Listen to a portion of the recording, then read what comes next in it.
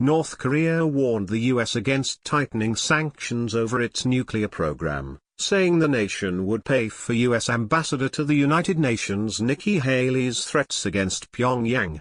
The US administration will have to pay a dear price for her tongue-lashing, North Korea's Deputy Minister of Foreign Affairs Ko Hui-sol said.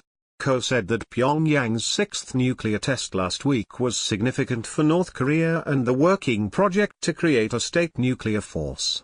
According to South Korea's Yonhap news agency, the North Korean government official reportedly said North Korea was eyeing the US for its attempts to increase UN sanctions on the state's nuclear weapons testing.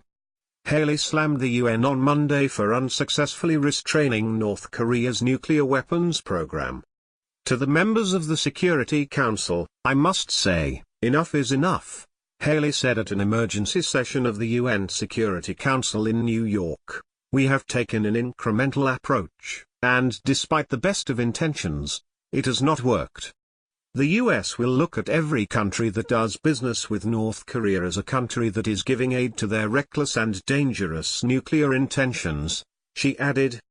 Treasury Secretary Steven Mnuchin said later in the week that he has prepared an executive order with which the US would pass sanctions on countries that conduct trade with North Korea, if the UN is unable to pass new sanctions. Ko also insulted that the US was being irresponsible by saying that North Korea wants war in disregard of the international community's will, when the US was the one seeking punitive action through more sanctions.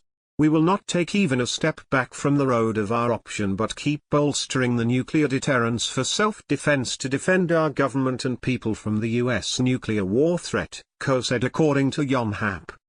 The US should never forget the position of the DPRK as a full-fledged nuclear power possessed of ICBM together with A-bomb and H-bomb, and the DPRK, Democratic People's Republic of Korea, will keep watching every move of the US.